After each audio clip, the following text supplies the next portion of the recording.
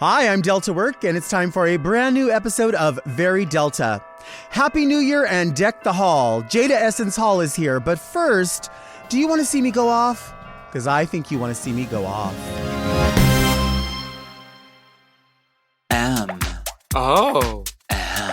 Mom! Do you slay queen like me? Do you wear poinsettias like me? Ooh. Do you flock your tree like me? Do you want to come down my chimney? Are you a mistletoed like me? Are you a nutcracker like me? Well, if you are, you must be very Merry Delta. I'm Delta Work, and this is Very Delta, a luxury public access podcast and YouTube talk show where I look gorgeous, speak extemporaneously, and invite interesting people to sit on the couch and get very Delta. Very Delta is for the woman who prefers to not take down her holiday decorations. Today's show just keeps giving, but first, let's get into a few things that are very Delta. I don't want to let Christmas go. I like to start it early, and I like to keep it for as long as I can. There's something extra special about the time between Halloween and I would say New Year's, but even my birthday, because my birthday is, January 23rd. So there's something about that time that is all holiday to me. And not everybody celebrates Christmas. My family celebrates Christmas, but everything about that time of year is magical and mysterious to me. And I don't like letting it go. I don't know if it's because I'm an only child and Christmas was always a big thing. My mom worked really, really hard to make Christmas special with very little. I have a hard time like putting stuff away. I like looking at it. I like going out and buying the stuff. And some people say, oh, when you buy too many things, it's because you're covering something up or whatever. I'm not really covering anything up. I like looking at it. I like nutcrackers and Christmas trees that have little light ups on them. See that? Like these little furs. I like all of it. And I think there's something about, I love gifts at Christmas. I love giving gifts, but I really love seeing, even if people just have like a string of lights or if their window's open and I can see that they have their Christmas tree up. This year my neighbor had their Christmas tree up before we did. And I was devastated because I was like, I'm the one in this building who puts their tree up first. Like it was very personal. And, my partner was like, it's not that serious. But I like to have the tree up before Thanksgiving. Some people think that's too much. I think there's also there's a contingent of people that get overwhelmed by gift giving and the finance of Christmas that like to sort of jump on this bandwagon of I don't like Christmas. I don't know why can't we just enjoy Thanksgiving? Why do we have to have ornaments up? Bitch, I consider I consider Thanksgiving to not really even be its own holiday. I consider Thanksgiving to be the first dinner of the holiday season of Christmas. That's what it is to me. I love it. I need to see the ornaments out all the time. And they don't have to be expensive. I've said this before. I'll say it till the cows come home. I can have a nutcracker that's, I don't know, $25 and then something that's $1 or something that's $2,500. Like if I like it and I want to put it all out, why do I feel like this nail's popping off? I'm going to put it out. I want them to be up forever. Some people have a rule. They have a rule that their tree stays up till 3 Kings Day. I don't really have a rule. I will say in recent years, I feel like I've been responsible and taken the tree down by the second week of January. Some people say it should come down. Some people take it down on Christmas Day. I think it needs to stay up till New Year's. I mean, because, like I said, it's the holiday. So you want that in the backdrop of all your pictures. You want it in the backdrop of your Thanksgiving dinner. Even if you don't celebrate Thanksgiving, I don't observe Thanksgiving the way everybody else does, but I certainly do eat turkey. I don't eat turkey actually, I don't like turkey that much. I feel like turkey's very gamey no matter how it's cooked.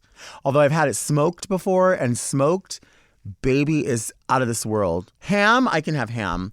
I like ham. I can have that in any way, shape, or form. Although I did see somebody make Spam with a glaze over it, which I would try. But I think they've changed the formulation of Spam in recent years because I had it not too long ago and it was a little bit like tart or something. Anyway, the ornaments, they're going to stay up. And here at Very Delta, the ornaments are going to stay up at least into the new year. Every year that this talk show is around, every year that even if this show was just a podcast, I'd still be sitting at a decorated desk. The beauty of leaving up your ornaments, obviously, is that it makes you happy and you get to display them longer and you get to get more use out of them. But I have realized that even though I take my tree down, because I live in a limited space, my space is also, my home is also my workspace. So it's also my office. It's also a design studio. So there's things going on there. So the tree does take up quite a bit of room, even though it's a half tree. It does take up quite a bit of room in the design space. So I do put it away. But I have friends that have realized that they don't like getting rid of Christmas either. So they keep the actual physical tree up all year round and they decorate it for each holiday.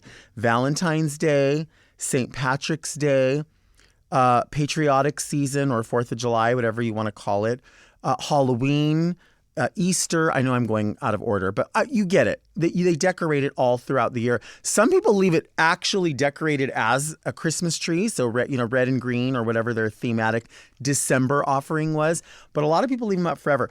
I will say that I think that there's people out there that are similar, but they kind of hide it.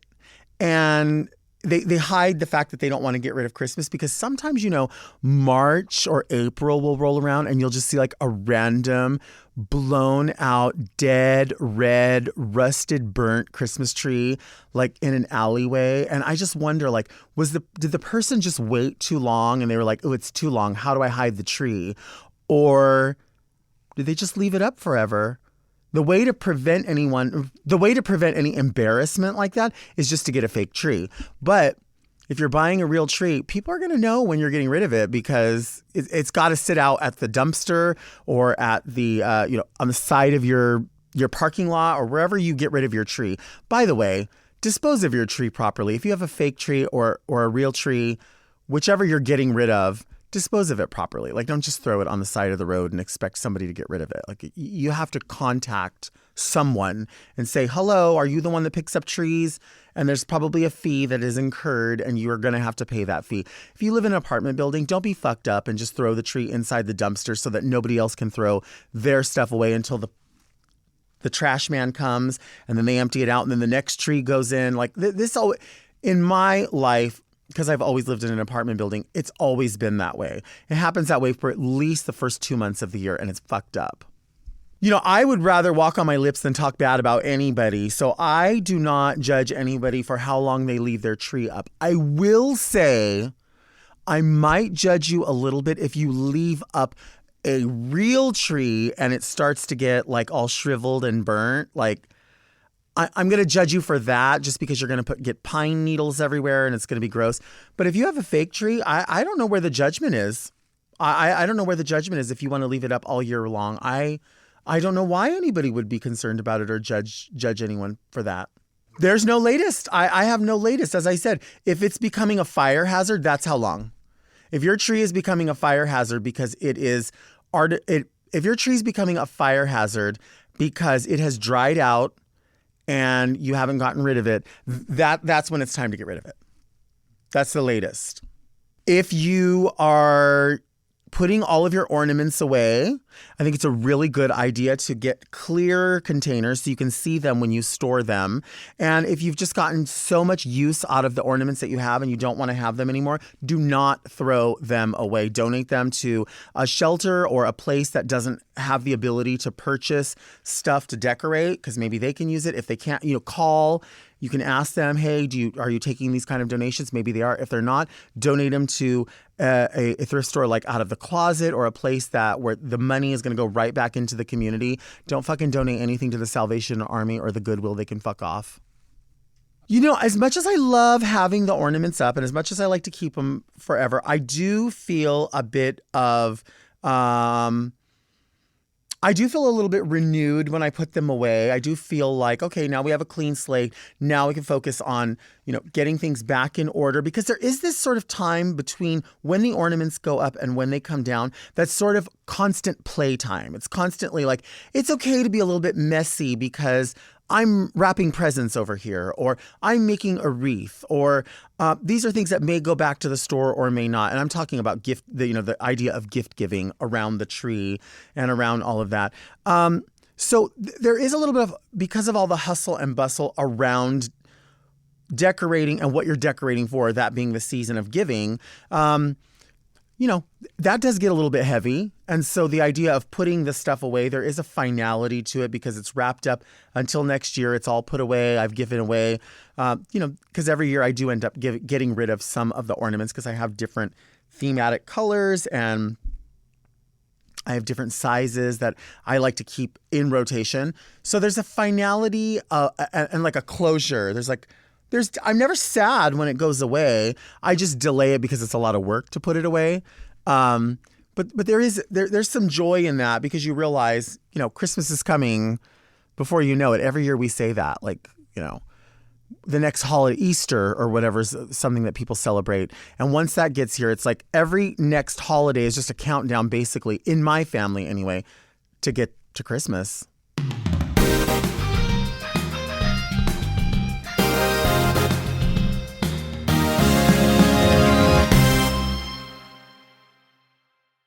This podcast is sponsored by Talkspace. November is Men's Health Awareness Month, so Talkspace wants guys to know that being prepared for life's biggest challenges and opportunities means prioritizing mental health, too. Talkspace can help you go beyond fine-tuned workouts, supplements, and productivity hacks. Talkspace can help you fine-tune your inner life so you can succeed in being the best version of yourself in any situation. And with Talkspace, you can get therapy from anywhere and on your time. You can even text your therapist between sessions. If you're depressed, stressed, struggling with a relationship, or just need a little extra one-on-one support, Talkspace is here for you.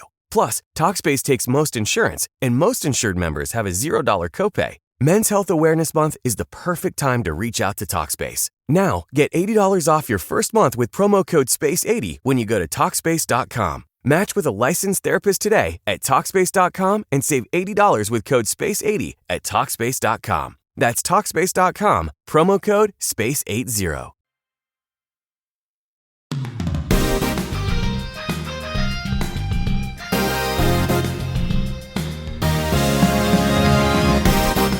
Today, it's all in the family, the Mom Podcast family. I couldn't be more excited about my next guest. She is someone who is in just a handful of people who have won RuPaul's Drag Race and is now a podcaster. Please put your hands together. Show your love out there in YouTube land for the one and only Jaida Essence Hall. Hey, y'all. Oh, my God. Hey, Delta. Thanks for having me. Thank you How for are being you? here. Thanks for having me. Look, I'm so glad to be here. I'm glad to be a part of the Mom family, and I'm so glad that you are a part of the Mom family. I'm loving it. We're having a good time. We just I think it's so important that people hear all of our voices. Yeah. You know what I mean? Everybody has something to say. I think everybody here at Mom has a different, as everybody in the world does, a different perspective, a different walk of life. And so if you just listen to every podcast, you're going to hear something different. You're going to hear your point of view, Heidi's ridiculousness. You're going to hear my, obvious gorgeous voice and wit. You can hear the humor of Shay. There's so much happening over at Mom. So I'm glad to be a part of the family. I love it. I love it so much. Had you had experience with podcasting before? Had you been on other people's podcasts? Chow, I had done. When you do Drag Race, you do a couple of the race. Mm-hmm. No, I had done Race Chaser. Not really. I had done a little talking part. We had done a game and that kind of thing, but I had not done any podcasting before, and I was also afraid because I thought nobody would want to just hear you talk. You're pretty. So just be pretty and drag. And literally, and that's kind of funny though, but I used to think that my value in drag was either the talent and the work or the look, or it was just me in drag. And I didn't really think that what I said myself kind of mattered until the podcast, till Hall and Closet. Right.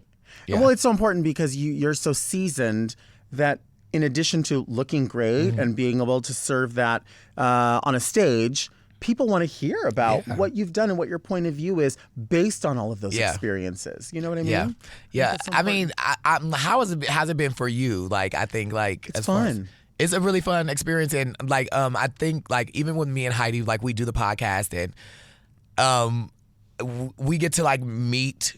It's like sometimes we meet our fans in another way, where some of them see us from the show and they like know what we can do as far as what our talent is, and not every person that comes from Drag Race has the opportunity like we do for people to really get to break down the mechanics of who you are and your mind and what you're interested in and the things that make you Right. laugh and the things that make you cry sometimes. And I'm just happy that Mom is literally giving us like literally I feel like it has given me a voice. Right. Yeah. Right. I love that.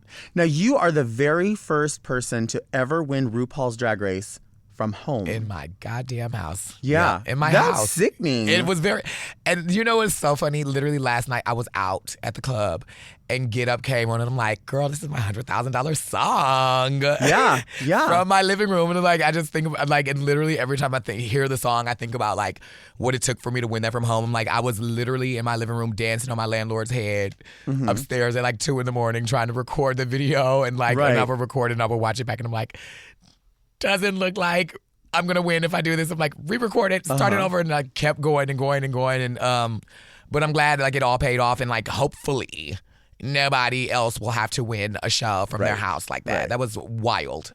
Well, that's got to be interesting because just in drag in general or in any art that you do, people say, oh, don't get in your head, don't get in your head. So in addition to getting in your head, like you were stuck within those walls. Yeah. I mean, and that was the thing too. It was like not only was it like I was stuck in those walls like for the performance, but it was like also in that same space the entire time because we were locked in our houses. So it was like taking a space that I have been like, it almost kind of felt like a prison in a way. Like when we were all at home, it's like you want to go out, you want to do other things. And for me, I'm like a very social person. So for me being at home, I'm like, this is the most horrible thing that I could imagine. And my home felt so familiar, and to like try to be like, okay, we have to transform, not even just like I had to transform my mental space to be like, don't imagine that you're here in your house. You have to imagine that like you're either in a studio or you're on a stage or somewhere else, but in this living room that you've been in for like the last 3 months solid. Right. Yeah. Right. That's got to be so scary. Now you also, right after your season, the Vegas show started happening. Yeah. Which is neat. I mean, the show just starts branching out, and the idea that there would be a show where people could see what they watch on television but play out in front of them. Yeah. And you have been part of that, right? Yeah, I did the Vegas show last year, and like from February through April, and like it's been the most amazing thing. And one of the best things about the show too is that like there are fans of the show who come and see the show. Like I had like one of my favorite fans flew all the way from London to see us in the Vegas show for their 21st birthday, and it was like amazing. But then sometimes you also have like people who have no idea what Drag Race is. They come into the show and then they get like a quick story or a quick version of what the show is, and then they leave with like an appreciation for the show. It's not like it's where you might go to a musical and you might leave and be like, oh, I love the music and I'm going to be listening to the music and thinking about the show. You leave Drag Race Live and you might love the music and be thinking about the show, but then you're also thinking about Drag Race. Right. And then now you want to know more about drag, and then that might lead you, like you could be a complete stranger on the street and you walk in and see the Drag Race show. You go home and like, what is Drag Race? You get more into it, and then you learn about what queerness is to us, and your next thing you know, your mind is expanded. So I'm glad to be a part of like something so wild and something so new in Vegas, and it's hot, and the show is fun. The girls are hot. Yeah, we have. I know you like old school, the old school vibe. So in the back, baby, we like kiki, run around. It's like family time, good fun energy. It's like the best thing ever. Yeah, I took myself and my partner went to go see the show. I said I want to buy front row tickets. I want to see all of it. And it is, I mean, really the amount of work that goes into it and the dedication, it's absolutely beautiful. I definitely see, I really do see aspects of the actual Drag Race episodes. Like it really does translate on the stage. It's just done so well. Thank you. The fact that you have to like kind of do those same numbers consistently, they become, I guess, kind of like, you know it like the back of your hand. But is there ever any like a snafu, like maybe a shoe isn't buckled in time or anything the like that? thing is like when we are in the back and we like kiki, like as always happens with drag, we're in the back like running around talking, and like we have like after we in the beginning it's very like kind of rushed. So we start off like with an entrance moment. We all come in the workroom, and then after we do that, we kind of like run in the back and we have to change quickly for like a mini challenge moment. So we do the mini challenge moment, and then after that is like we have to change again. Right. Quickly, we do like a on-stage chitter-chatter. You've seen it. And we run backstage after that last moment in the robes, and we have plenty of time depending on where you are in the lineup. So if you're first, you change immediately. You really don't have a lot of time. But like for myself, I was going last in the show. So I would go upstairs, and I'm upstairs talking with Derek, and I'm like just having the best time in the world, kind of in my outfit, kind of not. And then I'll hear Derek's music, and I'm like, oh my God, wait a minute. And you have to throw the outfit off really fast, running down the stairs really quick. But even though everything is like with the show, we have it because it's on a time, and we have to make the time. The curtains have to close. The show has to open and start when it's supposed to. It feels so repetitive, but there are moments like even in the back where you get ready and your shoe will break or the zipper will break, and thankfully we have like an amazing team with like wardrobe, and they are right there to like either pin it or try to stitch it or try to take the shoe off and replace it with another pair of shoes or whatever we can do. And it's wild, and it's also one of the things I've never in my life imagined that I would do. Like like I'm sure you imagine having this talk show, or maybe not, but I'm like in my mind I'm like there's things I'm like, oh, I would love to be on the stage performing. That would be great if I could do that. Right. But being in Vegas on the strip, working a show, I never in my life, even growing up, I didn't even think that was an option for me. So it's a humbling experience to be there. Yeah, it's so sickening because, I mean, honestly, we think about like, people knew who you were before Drag Race, but it does give us this platform, and it has created a platform where opportunities arise from other opportunities. And so like you said, whether you believed that you could do it or didn't, that opportunity maybe wasn't really there until the show was established to say, well, we can put in this kind of show.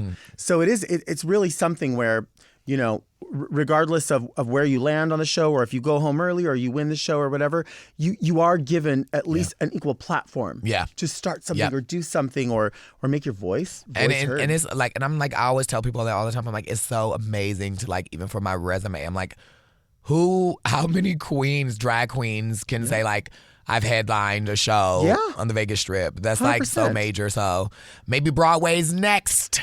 I mean, it probably is. Jinx is literally on Broadway. Yeah. So anything's possible for queens these days. I think everything is possible. Yeah, it's everything. So this is a very random question. Okay. But sometimes random questions are the best.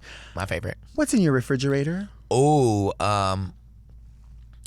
Oh my God. Right now I have an old veggie tray. Okay, I like that. That was in the back of the refrigerator. The refrigerator for some reason was too cold, and it froze. Mine gets like that. And it froze the vegetables. Frozen carrots. So then and then they thawed out, and I was like, I cannot eat soggy celery. Some water.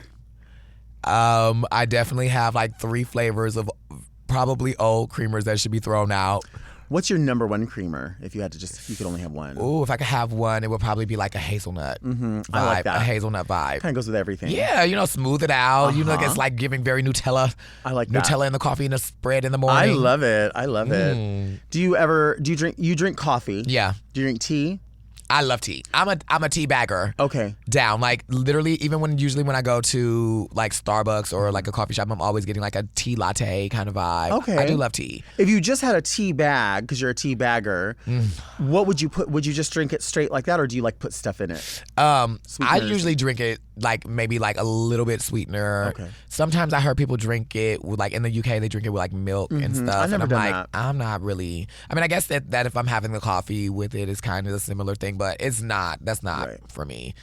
I don't know. I feel it's like it would weird. just be like water milk. Yeah, like weird. It would just be weird. Not heavy enough or something, because to support, like the milk would become more of the drink like than it would the be tea. floaty on the top or start look weird, separate. Or I something. don't know why I think that, because you're right. People do it, And coffee is really just strained through. Okay, I just thought that this is a weird question. I'm asking you questions. This is your show. Do you drink that weird coffee that's that instant coffee? I have had it, but I don't normally drink it. It's very weird, right? Yeah, I have had it in my life, but I it's not my go-to. It feels smoky or something. It feels very. You know what I had that reminds me of that? This is going to sound weird too. Is I had pizza from 7-Eleven, and I was eating it, and I was like, I want to like it because I'm really hungry, but this tastes like a dirty oven. Yeah. Like, it tastes like the other things were cooked in the oven. Do you know what I mean? Yeah, very much like when you go to like one of those places and they like fry food, or you go to like Burger King sometimes and you eat your French fries and they taste like onion rings. Well, okay, this funny you say that because Jack in the Box now has this, they always have all their little fried foods. They have the favorites box that has like onion rings and French fries and maybe nuggets or something in it. But then they also have cinnamon churros mixed in there. Why would I want that with seasoned fries? Why would they show do it that? and they show it in the picture? Is it just like it's all thrown in like there, like a crab boil of just fried shit? That's a perfect description. I don't like that. I don't want my sweet churros in there. And I'm not one of those people that are like weird about like I don't want my food touching each other. But I'm like, but that doesn't make sense. Want to eat a churro with like Why would you want a churro with an onion ring? It seems very, very lazy. Like, we're just going to throw it all in one box. They probably just... Well, they originally started these little boxes called munchie boxes that were and they were supposed to be their, quote, late night menu. And their whole target was straight up people who were stoned and wanted to eat at night. Oh, yeah, I heard about that. Somebody told me about this. Munchie meals. See, this is the thing. We don't have that in like the Midwest up there. So we never have it. And then we came down. It's like Jack in the Box, right? Right. So I had Jack in the Box maybe like one time in Texas. I don't know if I was like... He wasn't there for you. It was giving me feeling like I had eaten all the fried things together and I really didn't. Oh, it's very that. Yeah, it's giving no matter what you eat from there is feeling like you also ate it's all the other shit. Fryer. Yeah, it's all the same shit, even the burgers. And I think, you're right, because I do think that it is that way. Yeah. I don't think they have that many fries. Because they have egg rolls, chicken strips, onion rings, French fries, curly fries, churros. They don't have six pots of grease. They don't. No, they don't. I'm telling you, I worked at a diner restaurant kind of place in Milwaukee, and I was a waiter and a cook. Oh my God, I can't believe I used to cook at the restaurant, but I was a cook. Okay. And we had like the two fryers, and I would be frying so much shit, and we would just fry everything in there. It was just two fryers, and everything would go. There's only so much room. Onion rings, French fries, chicken tenders, chicken nuggets. Omelets. Not omelets, right?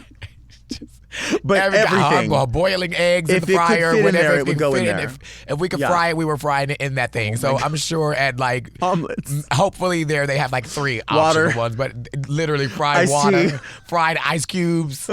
My favorite thing to eat there was when you would like, I'm just imagining now like high food, delicious snack. Okay. When we would like make the tenders, after all the tenders would be fried in the bag. This is low key, y'all. This is like crazy. It's giving me like flashbacks. The crumbs. Oh my God. All the crumbs. And then they would be like in the bag, like all frozen, all like, and you just dump them. Some would be like the size of a quarter. Some would be smaller. Some would be maybe, and they would be so. That was my guilty pleasure. Good. Yeah. Wait, so Milwaukee, is there White Castle there? No. It's they have one in Kenosha. Okay. Wow. Look, let me give y'all some information about Wisconsin.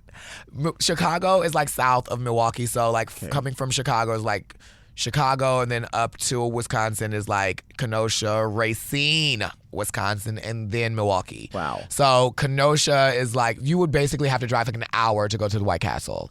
Okay, so that's a distance. Yeah. Have you had it before? I had White Castle before. I am not a White Castle girl. I never had it. You've never had White Castle? Well, we can get it in the freezer section, but that's always going to be different. It's the same. Oh, it's the same thing? It's very much giving onion. It's giving onion burgers, and literally everybody is. They call them fart burgers up there, or they call them the burgers, and. I'm like, baby, if you're always eating them and you always feel like you have to shit immediately after, maybe you should. It's probably something that usually it's a reaction from your body. You probably shouldn't be just eating things that make you shit immediately. I've never had a fart burger. I need a fart burger in my life. I have to have one. I have to. Do you like the ones from the store? I never had it. Oh, you never had it? I've just seen it. I've seen it in the freezer section, and It's I'm like, giving very dicey, small little onions, very Yeah. like tiny, like little the bread, and sometimes and from the store the bread is very like soggy. it looks like it would be a joke. Like, I'm not coming for anybody that loves White Castle, so don't come after me. If Right. y'all fucking with White Castle and y'all are farting, fart. Right. Fart burgers. But I'm not. fried fart burgers. Fried fart I'm going to burgers say with fart onion. burger for the rest of my life. This episode needs to be called Fart Burger. Fried fart burgers, literally. But I'm still on this thing about the fried crumbs. Yeah, I'm telling you, it's a hit. It literally was a hit. Oh, Because it's I the could best even thing. see that on soup. Put it on a salad. That's what I was thinking. Ooh, that would be so good. Because you would get, instead of having to cut a piece of chicken, it would just kind of be it would just be because it's just the batter. It's just in there, yeah. Yeah, batter. Just Maybe in some there. chicken, but and mostly it's batter. also better than croutons, which Oh, cut the top of yeah. your mouth like Wolverine. What kind of dressing do you like on a salad? French and ranch together, if possible. Ooh, I've never met It's the anyone like combo. that. You never had that before? No. Oh, it's good. It's really good. French and ranch together. I would try it. It's very good. Okay. Yeah, it's very good. But I'm usually a ranch kind of girl. I think that's a pretty good go-to. Very standard, yeah. Yeah, that is a good go-to. Or maybe vinaigrette. I love that. Let's take a break and we'll be right back.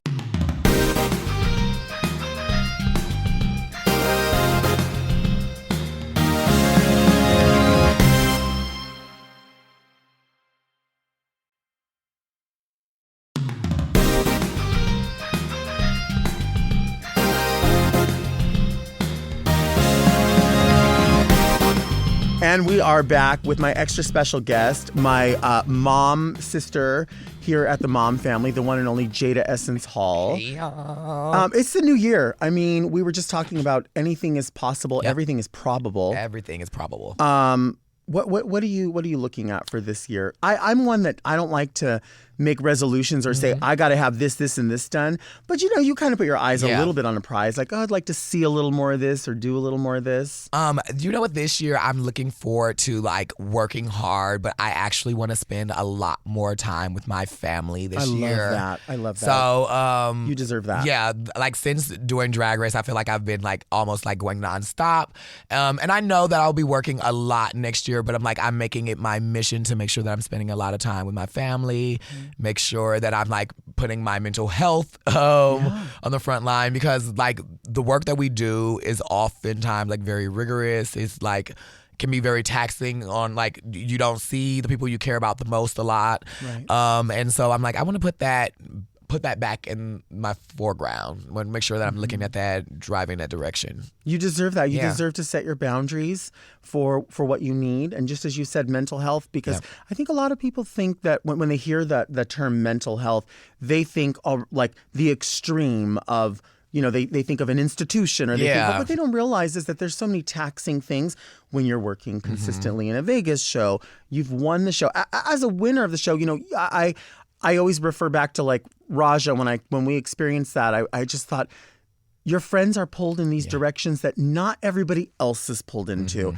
So like when Sonique won, and Sonique and I have been friends for a million years, it's just something where you think like, yes, there's an expectation on anybody that's been on the show, but the winners of the show are pulled in another direction. And your mental health, really, people try it. I think it's all like, I feel like anybody, mental health is like, I feel like it's like just the same way as like gender. Mental health is like a spectrum. Yes. Most people think of it as like, it has to be extreme and then seek help. I'm like, I'm so glad you said every that. single day of our lives, every moment that we're living, every step that we're making, we need to be conscious of like how that is affecting us mentally and affecting the people around us mentally. Like, you don't want to wait until it's too late or wait until you have like some kind of like major issue for you to then be like, feel like you need to address like mental health issues. You are so right. Like, I don't think anyone's really put it that way. I haven't really thought about that, but that is so true. It is a spectrum. Yeah. It's very much that, and like like and that's why they say check on your good friends, because sometimes people are giving you very extreme signs that something's wrong, and sometimes it could be just simply like hey, normally when we talk you always answer the phone, and today you've been a little. Is everything okay? And then your part in your life, you need to be able to speak up and be like, okay, I'm not okay, or what's going on, like. I feel like even like the way and social media has made me think of it almost as a spectrum. Like any of us, depending on our job, social media could be more taxing on us. But everybody who has a social media is now like in a place where people can attack you, people can tell you that they don't like the things you're doing, make you question who you are, question the validity of like your existence in your life. And so those things even like work on your mental health, you know what I mean? And so, and like even working a job, most people work jobs they don't even like. That is frustrating on your mental health. So like, it's like having somebody to talk to, being able to like trust and talk to friends that you have and everything like that, and just being open. I don't know. I'm trying to figure it out myself too. So yeah, we learn every day. I mean, and it's easy for some of us. I know it's easy for me to say to people, I'm not worried about what people say in the comments, but I'm also a real person, and sometimes a notification will come up and you'll see it and you'll think, no, I want to talk to this person. I want to say this and be like, you know what? You don't really know what's going on here. This is not what happened. You're saying this, X, Y, and Z. And then I do sit back and I say, well, if I had time to respond to them, how come I didn't respond to all the other nice people that said something positive? I'm telling you. I'm trying, but we're human. Everybody's human. And like the thing is like, I would say that all the time to some of my season 12 sisters when we would get like, that's like, I'm like, you have to think about it. There's like, you have 1,000 people. Thankfully, we're in a position where you will have 1,000 people who would comment on a post that you make, and like 1,000 people who would even care to take the time out of the day to write something. Of those 1,000 people, maybe 10 of those people said something negative. But there was 990 people that told you that you were beautiful, that you are loved, that you're talented, and they like the things that you do. And the thing about that is like, not everybody in the world is waking up and having hundreds of people tell them that they matter. Right. Regardless of those negative people, it's like you kind of want to just shut them out. But the reality, like you said, we are human, and so when you see it and you hear it, it does like sometimes like that kind of thing. You think about it all day. And you're like, well, yeah, I think I like my hair like that. Or I'm like, this bitch said what? Yeah. Or no, let me see what really happened. And I'm like, bitch. And if you knew, girl, I don't even. And I'm like this. And then half the time, realistically, like you'll explain that shit to somebody, does not matter. Like they already have formed an opinion about you. Or what about when you get those people that will say something like super negative, and then if you respond back, they'll go, no, I was just kidding. I really love you. I love you though. I had this moment where I had, after I won, somebody wrote something about I was a fugly slut. It was giving me I was like, wow, this is giving me extremely childish, like Mean Girls. I'm like, that's a movie about high schoolers, but whatever. Right. And so he was like telling me that I was ugly, and then after that, we performed at the Drive and Drag show. So I guess sometimes people's opinions can change. But then they DM'd me and was like, oh my God, you were amazing at the show. You were my favorite. I thought you were so sickening. But I'm like, come on now. Above that was like the horrible, like the raggedy negative comment. You're I'm so like, ugly and gross. And I just put like the laughing emojis and just left it. I'm like, child, I'm not even going to entertain you. And I think it's just that thing. Some people just, any attention, negative or positive, they just want somebody to acknowledge them, which is sad because I think there are people out there, when we speak of mental health, there are people out there that they just need somebody to say to them, you know what, you're a really good cook. Yeah. You know what, you are really good at making winged eyeliner. Like something, but some people don't have anyone to tell them anything. I'm telling you, that's why I try not to be fake, because you don't want to ever be fake, girl. Right. Don't ever just be out here telling people you think something is nice that you don't think is nice on them, because that's that's horrible for somebody's mental health to find out that you're gaslighting them, or like, so you can like, the thing is like some people are really good at things. So when I see people and I meet people, I'm like, I do honor the things that I notice about them that I feel like is great, because I'm like, I feel like the same way I walk down the street and people are like, hey Jaida, I recognize you from the show. I think you're so funny and so talented. And like, some days people don't even know. Some days I'm like having like recently going through like crazy things in my life, and I'm like, people never know what you're going through, and that will like perk my day up. So I'm like, when you see somebody and like see them in a cute skirt, tell them, hey girl, your skirt is cute. Right. Or if they looking cute today, you have no idea how that might not even just turn their day around, turn their lives around, because some people might never hear that from people every day. You know what I mean? No, 100%. Or it's probably months that they hear that from people. You know what I mean? This is totally off the wall, but it's something I've been thinking about, because you have traveled with a troupe of people performing. Then you've also had the Vegas show. Because everything is so timed, I don't think people realize how much goes into putting your whole look together. And sometimes you have a helper, but sometimes you don't. Yeah. Do you have like a format of what you put on like as you go? Like, is it like dress first, then shoes or wig? Like, how do you do it? It's when we do when we did the Vegas show is like very just so like run like very military. It's like strict, has to be the same thing. But when we do the Vegas, when we did Work the World, like my number, I was like last in the tour. So we really only have 2 numbers in the show. So we do our own solo number and then we do like a group number. So for me, it was like I would just sit around. I'm like waiting. I have like pretty much the entire night to do my number. So I put on my look and then we change. Then after that, it's like a very quick change to like do the finale number. And so I was doing that for a while until I had to start hosting the show. And and when I hosted for Work the World, I had to obviously wear more things and like have to come from I would have to come from the meet and greet and like get ready sooner than I would before. And so it was like wild. But when I get ready, I'm in the back. I'm like, I want to first, I'm like, before it was like do body, but now I'm like working on pulling all of that kind of stuff out of my wardrobe because y'all, I get some people are like, oh, when you do the show, they're like, you stop wearing your drag body. But I'm like, when you do those tours and you are on the road and you are putting a hot body that you danced in all night in your luggage and closing the luggage and putting it on the bus. It smells hot. It's getting very hot for no reason. It's getting very hot. It's getting very jungle booty. It's all of that.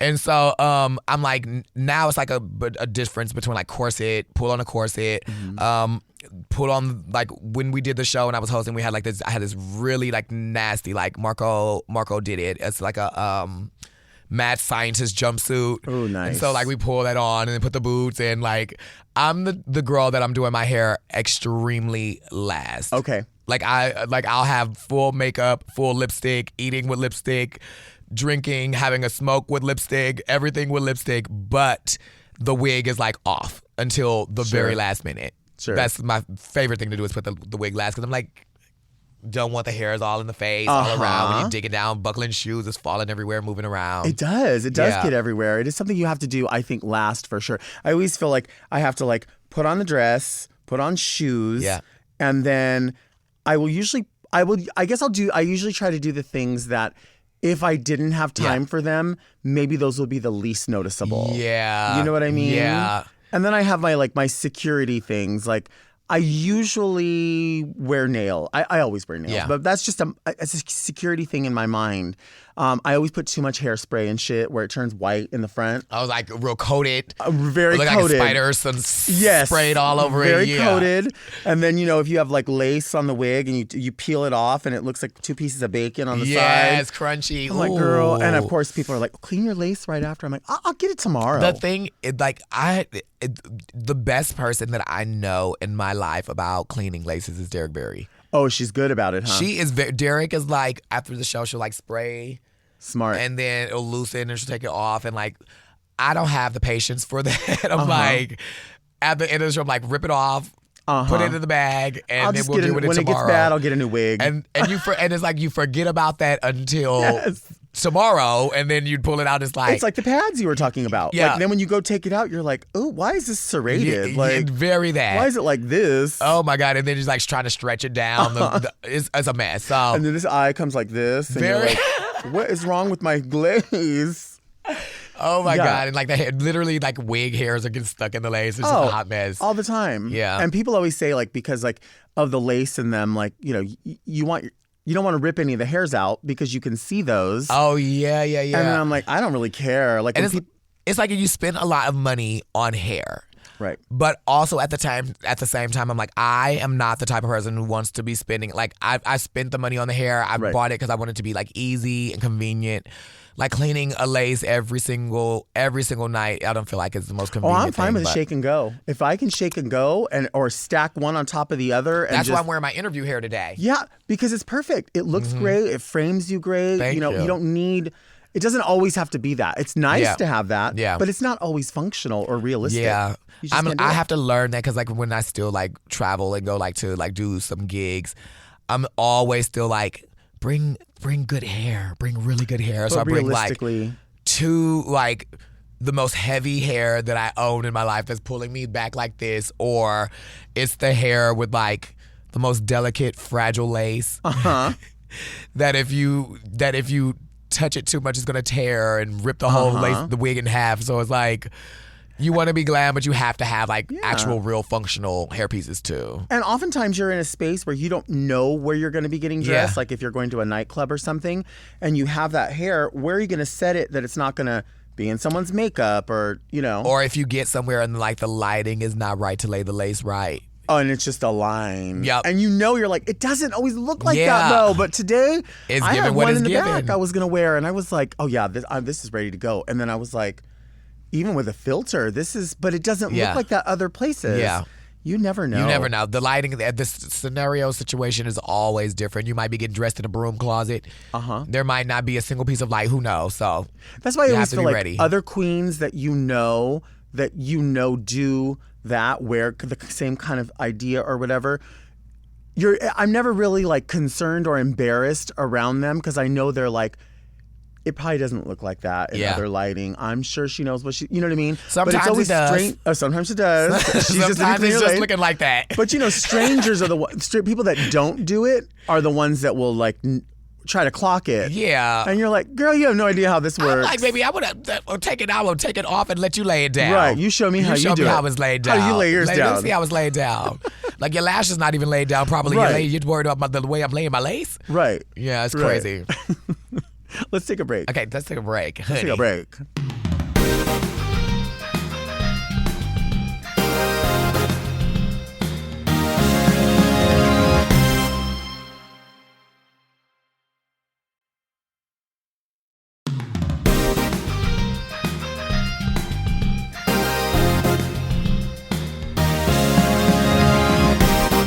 We are back. I'm here with Jaida Essence Hall. We are talking about why these Christmas ornaments are still up. Why, when you buy one thing, you have to buy several things. So there's enough for the mantle, for the this, for the that.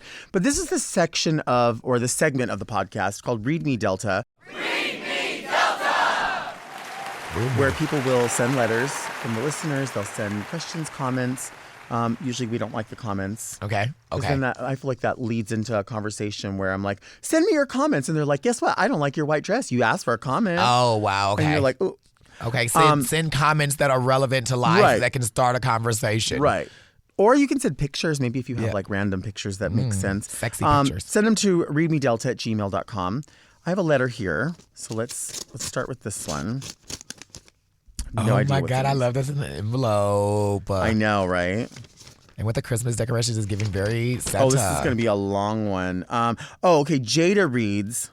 It's for me. Okay. Okay, so you take your time with that. Okay. Dear Delta, what's your favorite event to spend with your entire family? I imagine you loving a quinceañera. Showing up in a blush crushed velvet turtleneck miniskirt, white bolero length motorcycle jacket, and white thigh-high pleaser boot. Your hair is dark rooted wine red with a side part Marcel wave, mid back length. I'm imagining this hair. You have 3-inch ombre burgundy stiletto cut nails with Swarovski embellishments. As per your makeup artist's Instagram, you reinvented the wheel of winged liner and baby hair with ponytail installation, and no one can match your skill level ever. Wing liner almost touching the edge of your hairline with holographic tiny star stickers on top of matte white eyelids. Giant princess cut engagement rings next to you and your husband's initials tattoo. Your husband holding your hand and noticeably kissing your shoulder as he sits next to you so that any single non-relative guest doesn't ask you to dance. Okay, I'm almost done. Take a breather. Let me take a sip, too. Okay, yeah. I love someone that can paint a picture. Right. Suddenly your song comes on. Guess what it is? Huh. Keith Sweat Twisted. That's the song. bitch That's down. the song. Oh my God, at the quinceañera? At the quinceañera. I love it. Yeah. Right after Selena. Your husband left to the restroom. It's your chance to dance without him. You walk to the dance floor center and sway seductively, every few seconds pulling your skirt back down as it rises. Uh-oh. Are you being frisky? I mean... Your husband comes out of the restroom, sits you back down next to him, and you stay seated together the whole night. That's a lot at a quinceañera. And the question was, what's your favorite event to spend with your entire family? Making tamales before Christmas. Yes, Yeah, really. That'll be it. Yeah. I actually don't do anything. Like we do it like an assembly line. So it would be like, here's the husks and here's the masa and here's the meat and here's the cheese or whatever you want to do. Yeah.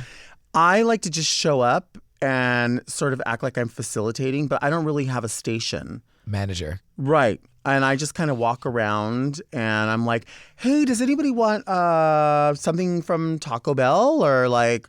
Logistics is very important. Right. And so I go run errands, but I act like I'm really doing something. That's important. It's running errands. It's morale boosting. Mm-hmm. Sometimes people need water while working. Right. It's care about the people, and you're doing great work. You see, I need Don't you be hard around on me more yourself. often. Yeah. Yeah. Because, like sometimes too, we'll get booked for events and they'll say, we just want you to kind of mix around. Yeah. We're just there for like, just that. Just being in the room. I'm just there for color.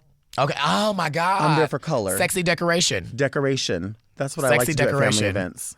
And that is also important because sometimes you do have to bring glamour. Making tamales is not and y'all might think it seems like a glamorous thing, but it's not a glamorous thing. It's just work. And sometimes you need glamour in that room. Right. And you provide that. Right. What kind of family events do you like? I'm very my family is crazy, so I love when we get together and we're like playing spades, and like my family is like rapping in the house. My niece is like a rapper, and so she's like awesome. she's like very young and very talented, and like so she'll like do like little concerts in the house, and then we'll play like music extremely loud and like shaking. My mama's on the floor twerking, I'm twerking on top of my mama. We like just having the best time ever, and like that's what I love to do. Like I love like just being wild at home with my family and just having like the best time. Do you have siblings? I have 5 brothers. One of them passed away, but so I have 4 now. Yeah, but thank you.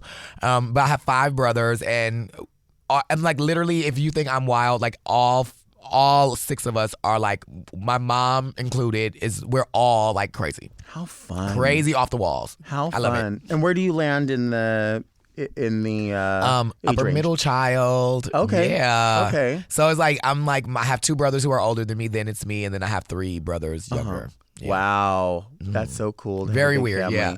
I have I'm an only child. Yeah, I know, and also from a single parent. Oh. So I think that's why I'm a little quirky and a little bit like over analytical about things that don't need to be analyzed. Yeah, but That's just me. really? Oh no! Did you feel like you wanted to have like? I think because I never knew. Like I have cousins that I'm very close with. Yeah. So they were always like older siblings to me. But I was like growing up at like, I don't know. I mean, my mom sort of entrusted me to do a lot of things because she was always working, double shifts everywhere. So when I was a kid, I grew up like walking to the power building or whatever to go pay the power bill. Yeah. You going get to the entrusted. laundromat. Yeah, you get entrusted to do things. Yeah. But you grow up quick. I guess that's good. But I think this kind of stuff, like my Christmas stuff or whatever, is just things that are like toys to me in my mind. Yeah. Yeah. I think that's just kind of the thing. Fun things. Yeah. I don't know. Like when we grew up, and like I feel like having brothers is like sometimes like a thing where you bump heads a lot, and like sometimes there was a lot of argument, but there's like so many like fun moments that we have together. Like we get to like that we would like growing up, like we would like when we played games like Yu-Gi-Oh, or we would have like we could with 6 of us, we would have our own tournaments. We could literally go out and play football 3 against 3. We would play basketball 3 on 3. We like everything that we would do. We was like so many of us that we could just like do it together and like do it in the house by ourselves. So that was like a real fun thing. But Sometimes when I was younger, I would be like, I wonder what it's like to be an only child. But I feel like I couldn't trade the memories at all. Yeah. No. And how do they feel about you doing drag, about what you do? It's crazy because all of my brothers like super supportive of like what I do, and like, and then like even more so is like all of their partners are all like, some of their partners are like, two of my brothers have like, one of my brothers has like a partner, and she's like very much like a fan of like the work that I do in the show. So we'll be at the house and she'll be like, look over there. Like randomly, and then be like, or she'll be like, I was listening to the podcast and you said this, and it's like, and so they like always are like very like very like wrapped around everything that I'm doing and stuff like that. So sometimes my brothers, I give them information about like everything that I have going on, but even when they don't, like their partners always are like, did you see this, or like, did you see the photo shoot? And they'll like text me like, hey, you looked really great when you did this, and like. It feels good to like know that like my brothers are super supportive of like, especially like being Black and queer, like that they support my decision to do drag and what I'm doing in my life. I mean, it sounds like just even before that question, like the way you were talking about your family, is that everybody in your family is like a great character. Yeah, and is of good character. Yeah, that says a lot. That says a lot about where you're going and what you have behind you. I love that. Not everybody gets to say that. That's so awesome that you have that feeling. Yeah. Well, it's sickening. What I have to say to you is sickening that like, I feel like for me sometimes like having a big family and having them be supportive to me has like been a great thing that like helped me get where I am today. So I'm like, for you, I'm like, that's amazing that like it was just you alone and not like a village of people in the house to like rear you up to get the confidence and everything to do this. And yeah, I guess we all find it different ways. You know what I mean? Slaying with a podcast and a talk show. Both of us, we got these podcasts. Do you love doing your podcast? I love my podcast, and I'm so excited for the future of the podcast. So here's another letter. Work. I love the details of just all these little goodies. The details you add. A mess. All right, here's another. I love the smell of holiday. Oh, here we go. Wow. Okay. This is a really elegant letter. Okay. Ooh. You ready for it? Is it in cursive? Well, the words are yeah. Hey, Delta and Jaida. Hi. Fuck, marry, kill. Oh, I live. Can we add fist? Oh, I like that. Pee, poop, barf. Love, Patty. Okay. So which one are you gonna marry? Which one are you gonna fuck? Which one are you gonna marry? Which one are you gonna kill? Urine, excrement, or vomit? This is fucked up. This is fucked up because I mean, I'll answer it after you just because I want to follow suit. I'm gonna get right into it. Okay. Fuck, marry, kill. I'm gonna say, oh fuck, I'm gonna kill shit. Okay. Kill the poop. Down. I'm going to. This is gross. This is fucking crazy. It is crazy. It is crazy. No, I'm gonna have to kill. Lord. Oh God. See, it's chaotic. I know. I guess fuck. Mary P. Mary P. Yeah, I'll marry P. It's golden like a ring. Okay. And then that means I would have to fuck vomit. You know when people make those like vomiting noises when they're having sex, like if they're giving oral sex, and they're like, I've definitely almost. You've done that? I've definitely almost vomited. Do you have a gag reflex? Yeah, you do. And this is the thing. People think that a lot of people have gag reflexes. Right. Some people are just good at going against the grain, honey. Right. Not me, bitch. I'm gonna do my job. Right. Because it's a job, and you pull up, and when you sign up for a job, you go to work. And I'll do that, but also at the same time, I'm very. But I think it's funny when somebody's like, when they have like they're forcing someone's head down, and then like it's quiet for a minute, and they go, like they pull, yeah, like they can't have any more breath. Okay, I'm gonna tell you what I'm gonna do. Listen, I have been very honest about poop needing to use the bathroom. And when I need to use the bathroom, I'm like, it's time to go to the bathroom. So I'm going to marry poo only because I understand it. Y'all have a relationship. We have a relationship pre-existing. Okay. I'm going to say fuck pee just because of all of the fetishes, and I don't have a fetish with that, but I know that there are people that have an interest or a fetish in water sports. So maybe I could learn about it enough to go, I can temper this. So you would let somebody pee on you? If I had to let them do any of those things, it would be urine first. And down. And then barf, I get grossed out. Like, See. There's nothing worse than throwing up. The smell. The smell. And then also, like, if you're ever, like, really sick and it comes out your nose and your throat. Oh, my God. But, I mean, see, no. I'm thinking in my mind, no, never mind. What if you had it's to... That, like, what if you had to, acidy... Right. And I said I was going to marry poo. What if in my mind it worked one way, but in reality it was like a massive turd that was like wrapped in a blanket and I had to lay next to like it. this, and you have to like... and it was a turd. And then it just stunk. Ugh, and your face got stuck like, to it. It just smelled like breath at the club. Breath after a long night. Do you ever have people talk to you at the club and it's like the music is so loud and they're like, hey, I want to say hi. And you're like, hi, baby. And you like lean in and then they start talking and you can't hear shit. Yeah. And you're not trying to be fake, but you're also not trying to be disrespectful. It's like I'm not even gonna lie, y'all. I'm gonna be very honest. My great grandmother, she used to like sometimes say things I really didn't know what she was saying when I was young. And you just go like this. Mm-hmm. It's like that in the club. I always go, oh, that's crazy. That's crazy. That is bitch. Or you know you how turn you around are. and you go, bitch, this our song. You sitting here talking. That's what I'm saying. That's a great distractor. Girl, you sitting here talking and we should be dancing. That is so smart. I love that. Yeah. I usually do that. I'll be like, oh, that's crazy. Or I'll be like, girl, you know how you are. Stop it. Girl. And then she's like, that's crazy. She's like, yeah, it is crazy, girl. I'm telling you, my man ran off with all my money. Right. And I go, oh, I didn't hear that. Right. Oh, my hearing's gone. So I guess I'm paying for drinks. Is that your way of telling me I'm paying for cocktails? We should be dancing. Oh my God. Distraction, honey. I love that. This is so fun. Thank you for being here. Thanks for having me. Seriously, this has been lit. We need to do again, I'm down. We need to do a very like a mashup between our podcasts. We need to do something silly or serious. Yes. Or whenever I see your the artwork for your podcast, I always think of like Charlie's Angels. Yes. Kind of. Literally, I was going to say that if you ever want to come to the pod, like we're getting ready now to gear up for our second season of the podcast. It's going to be great. Like, new surprises to keep continuing the Hall and Closet tradition. But you definitely have to come on the podcast and like be a guest. Oh, that's what's so beautiful about the two of you is that you're vastly different but vastly similar. Yeah. Like you really are aware of what each other does. It's the fact that we both like share like the clap. So that's the similarity, and the difference is everything else, including the glamour. Mm-hmm. I love it. I mean, you do. No, yeah, but Heidi, like me, like being with Heidi, and like it's so funny that like we get to like.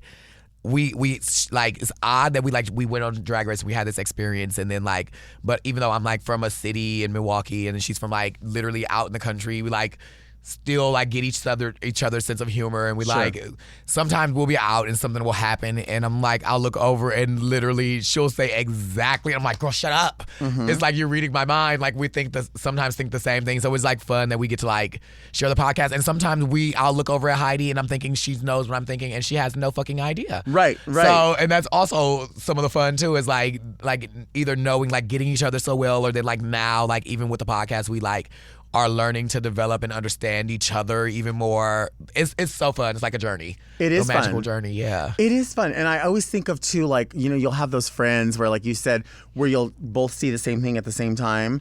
And like I've always done that for all these decades now with Raja, where we'll see somebody be like, red shoes. And then like, you know what I mean? You'll just say it, you'll be like, girl hat. Hat. Hat. And people are like, what are they talking about? Raja does this thing that is so funny that I love. I'm like, they need to, like, TV needs to hire her just for this.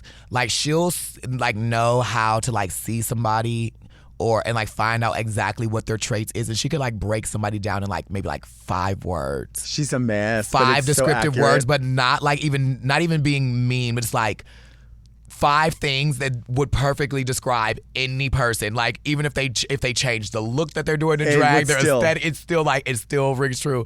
And when we did Drag Race, there is somebody that worked on the show, and she I'll tell you later, when she described the aesthetic, and it was so perfect. I'm like, why do you not make characters for a show? She would be really good at that. I have one to tell you off camera too. That was the same thing where she would do, and it was we got in trouble on Drag Race for this behavior, but it was like. They didn't know what we were talking about. They just knew we were talking too much. And you know about shit you shouldn't be. And you know when they're like, save it on hard ice. Yeah. And we were just laughing, and they were like, you guys have to stop laughing. Like, this is ridiculous. And we were like, we promise we're not talking about anything camera worthy. We're talking about actual stupid shit. Yeah, just dumb Doesn't shit. mean anything. Leave us alone. Right. Girl, I have stories, but one day those stories will come out one day. Yeah. And my book. Yeah. And I'll probably be wearing this wig and this suit when I write that book. Thank you for being here. Thank you for having me. I love this. Oh, I could just sit and talk to you about. You need to come to the pod. I need to talk about fart burgers. I'm telling you, we need to talk about fart burgers. That's why you need to come to the pod. We need to come to the pod, and when you come, we should do a real quick round of random things. Because on our pod, we talk about it could be anything. It could be about we literally for my birthday, Heidi brought a scientist that physically worked on the rover on Mars, actually touched and worked on it. And then I brought somebody who was literally working on the business part of this new space rover thing that is going to be cleaning and fixing satellites. Amazing. And then we also have porn stars, and then we have hairstylists, drag artists, anything. Yeah. So it would be fun to come and have you, and we just randomly talk about a bunch of random things. You have a talk show, and maybe we just talk. I love that. That'll be fun. Yeah, we're gonna do that. We have to do that at some be point. All nonsense. That's the thing is when we talk about other people's podcasts, come do it this way. There's no schedule. Yeah. It's we'll do it when we do it. Yeah. You know, when it makes sense. Yeah. And it makes sense for me right now, but I'm saying. Yeah. I think we've got a long road ahead of us. I think we've got a lot of fun stuff coming. I love excited. that. Thank you all for listening to Very Delta. You can now search for Very Delta on your podcast apps. We come out every single Monday. And you can find us here on the Mom Podcast YouTube channel. Also, a special hello to everyone watching the talk show on YouTube. Also, you know what's Very Delta? Subscribing to Mom Podcast so you don't miss an episode. You can also send all of your questions to readmedelta@gmail.com. You can follow me on Instagram at DeltaWork. And we now have dedicated socials. If you follow at Very Delta on Instagram and TikTok, you'll get clips and updates, all of that stuff. And where are you on social media? Oh, I'm so excited to hear that you got all the Delta has its own. We can go and find and just look at all the clips and everything. Oh, that's good. But you can find me everywhere at Jaida E Hall, everywhere across the board. I like Made that. it nice and simple. Nobody stole my handles. The other day I was screwing around, or we were doing some reads. You know, how you have to do some reads at the end, and I kept trying to say, when you're just trying to read it and you keep screwing up. Yeah. I don't know if you do that, but child. I screw it up. And I kept saying, JD and Haida. Yeah. Don't forget to see JD and Haida. And they were like, what? I'm like, I just said. But it's so funny. Is in Spanish, my name would be pronounced Haida. Okay. Because it's with a J. Yeah. So it's not really your fault, I guess. Okay. It's not my fault. See, perspective. You made me feel, this whole episode, you have made me feel better about everything. I wasn't crazy about food. I wasn't crazy about buying this shit. That's what I love about the podcast, too. I'm you can literally put the podcast on while you do anything. You could be yeah, coloring in a coloring book. Yeah. Podcast. Coloring in a coloring book podcast. Laundry. Doing laundry and podcast. Eating fart burgers. We the Fart Burger podcast. We are going to launch a Fart Burger podcast. It could just be a 3-episode thing. Quick about all the burgers. Talk about burgers. Which burgers made people the most flatulent. What we could do is we could test out burgers and then report the next day. Yes. And then the gag is also you can say which. Oh, there's going to be several gags. Which burger? Oh, bitch. It's going to be fucking the vomit that day. I love you. Thank you for having me. Thank you for being here. Join me next week right here. And until then, keep things very Delta.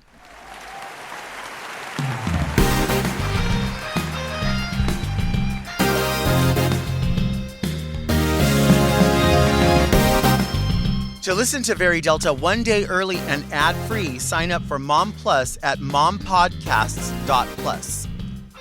Very Delta is produced by Moguls of Media, aka Mom. Hosted by Delta Work and produced by Mark Jacobs. Engineered by Margot Padilla and editing by Doug Robertson. Executive produced by Willem Belli, Alaska Thunderfuck, Big Dipper, and Joe Cilio.